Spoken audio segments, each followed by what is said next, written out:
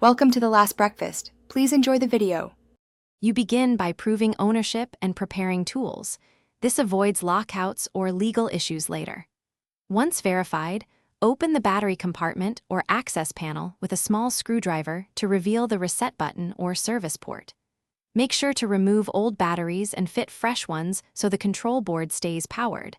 Unstable power can corrupt settings. At this stage, press and hold the designated reset or program button for the manufacturer-specified time to enter. Once in service mode, follow the exact reset sequence for your model. The how matters because sequences differ by firmware. You will typically press and hold the reset button, enter a factory code or 0 sequence, then confirm by pressing the lock or program key.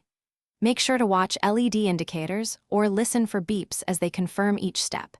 These signals tell you when to release or proceed.